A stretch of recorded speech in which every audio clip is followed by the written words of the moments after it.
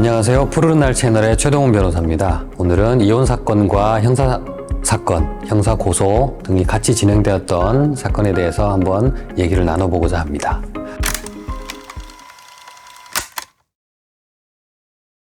흔하지는 않은데 그래도 제법 볼 수 있어요.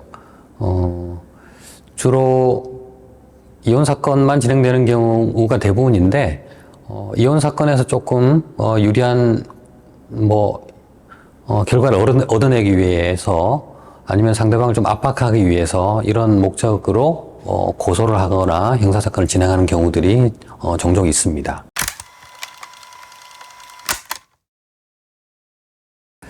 예, 제가 블로그에 소개했던 사례는 평범한 이제 젊은 부부가 이혼한 사건이었는데요. 평소에 이런저런 갈등으로 인해서 자주 부부싸움을 했었고, 그 과정에서 이제 서로 좀 이제 폭언, 욕설 이런 것들 좀 한 경우였고요. 하지만 이제 자녀가 있었기 때문에 서로 몸싸움을 한다거나 좀 심각한 가정폭력으로 이어진 그런 케이스는 아니었거든요. 그런데 어느 날 또 다투다가 와이프가 이제 남편이 욕을 하니까 견디다 못해서 이제 아이를 데리고 친정으로 가서 이혼 소송을 제기했고요. 저는 이제 남편 쪽을 대리를 했습니다.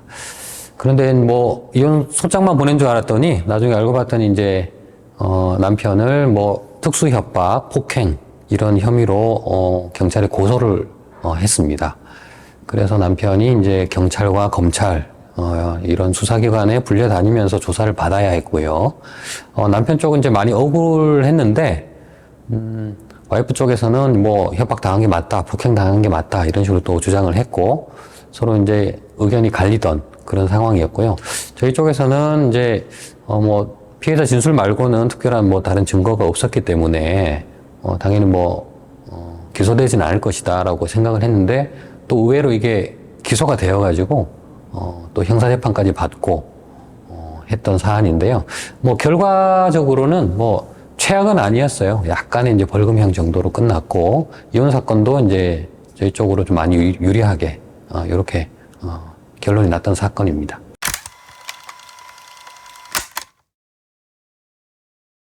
그렇죠. 이제 형사 고소하는 목적이 이혼 사건에서 이제 위자료를 많이 받아내기 위해서 그리고 그 위자료를 청구하기 위한 증거로 삼기 위해서 수사기관에서 수사했던 자료들을 이제 쓰는 것인데 벌금이 많이 나오고 형사법원에서 유죄로 판결을 하고 했다면 당연히 이제 이혼 사건 담당하는 법원에서도 그거를 인정을 해야 되겠죠.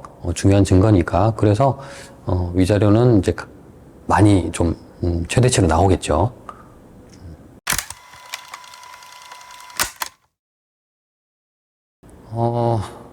이제 실무상 위자료가 이제 어느 정도 한도는 정해져 있습니다. 그래서 실무상 이제 최대 한 3천만 원 정도 이게 통상적인 수준으로 나오고 있는데 제가 블로그에 소개했던 사례는 그 아내분이 위자료로 5천만 원을 청구를 했었습니다. 그래서 저희 생각으로는 이제 최대로 나오면 3천만 원 정도일 것이다 라고 생각을 했고 그런데 이제 형사재판에서 무죄를 받는다거나 좀 낮은 형이 나오면 3천만 원보다 많이 낮출 수 있을 것이다 이렇게 생각을 하고 이혼 사건을 이제 진행을 했었습니다.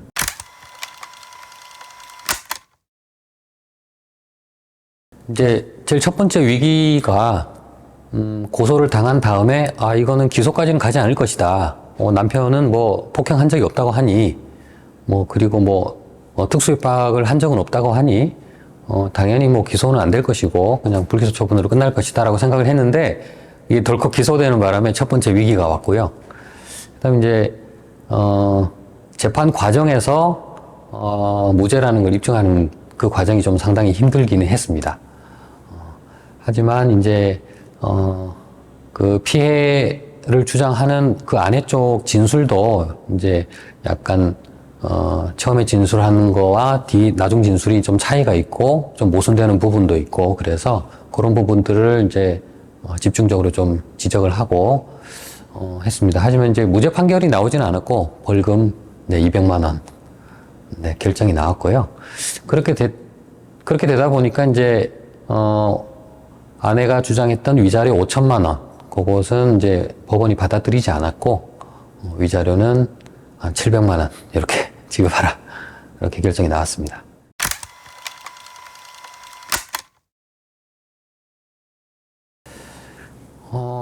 이제 이혼할 때 뭐 이혼 사유가 있겠죠. 뭐 서로 다 잘못했다, 뭐 쌍방 잘못이다, 성격 차이다 이러면 어느 한쪽이 뭐 위자료를 청구하는 상황은 아니거든요. 그런데 한쪽이 유책 배우자인 경우가 있어요. 한쪽이 폭행을 했다거나 뭐 외도를 했다거나 그것 때문에 이제 혼인 관계를 파탄시켰기 때문에 그리고 유책 배우자들은 위자료를 이제 지급해야 될 책임이 있는 것이고요. 위자료 액수가 근데 그 유책이 어느 정도 심각한가 거기에 따라서 이제 조금 이제 달리 책정이 되겠죠.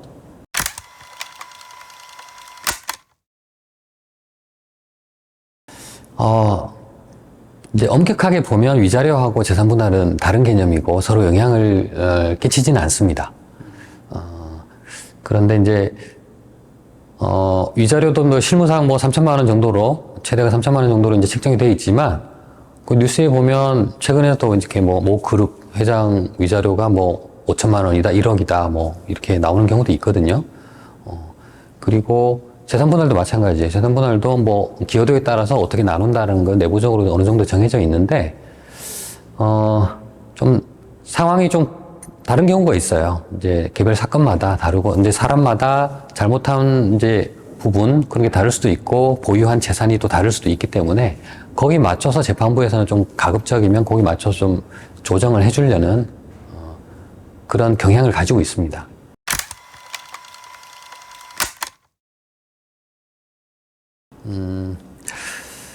예, 그 사실 작정하고 덤비면 거기서 이제 벗어나기가 쉽지는 않거든요. 그 블로그 사례도 그 아내분이 집을 나가기 전에 녹음도 계속 하고 카톡 주고받은 것도 전부 다 캡처를 해놓고 그 다음에 마지막으로 싸울 때 경찰에 신고까지 하고 이렇게 해서 나갔어요. 그래서 증거가 너무 많이 남아 있었고요. 그런 상황에서 이제 고소를 당하다 보니 이제 이 남편분은 상당히 이제 자기 혐의를 벗는데 굉장히 힘이 들었거든요. 아무리 폭행하지 않았다, 이렇게 협박하지 않았다라고 해도 카톡을 보면 욕을 한 게 막 잔뜩 나오는 거예요. 아, 이 정도 욕하면 당연히 협박하고 때리지 않았냐? 안 했겠냐? 이렇게 생각을 하는 것 같더라고요. 그래도 피해자도 맞았다고 하니, 피해자가 거짓말을 하겠느냐? 이제 그런 상황이 되면 이제 억울한 상황에 빠질 수도 있어요. 실제로 협박하고 때리지 않았더라도 이렇게 이제 유죄 판결이 나오는 경우도 있거든요. 물론 이제 그 정도를 고려해서 좀 이제 약간의 벌금이 나오긴 했지만 그래도 벌금 10,000원이라도 나오면 이제 전과자가 되는 거니까. 그래서 이제 그런 부분들은 조심하셔야 되는데 조심하기가 쉽지는 않죠. 이제 어느 정도 파탄의 분위기가 보인다 그러면 그런 책 잡힐 짓을 하지 말아야 돼요. 카톡으로 막 욕을 보낸다거나 이제 뭐 가정폭력 상황을 연출을 한다거나 이제 그런 것들은 조심하셔야 되고 이제 그렇게 좀 분을 참지 못하고 과한 행동을 하게 되면 상대방한테 이제 좋은 증거거리를 다 제공하는 셈이어서 그런 부분들은 조심하셔야 되고 그리고 뭐 대화나 카톡으로 이렇게 의사소통을 하실 때도 이혼 앞두고는 이제 증거를 따기 위해서 막 없었던 것도 막 이렇게 물어보고 녹음을 하고 하는 경우가 있기 때문에 아닌 건 아니다, 맞는 건 맞다라고 정확하게 이렇게 답변을 해주실 필요가 있는 것 같아요. 예, 오늘은 이혼 사건과 형사 사건이 같이 진행됐던 그 사례에 대해서 한번 얘기를 나눠봤습니다.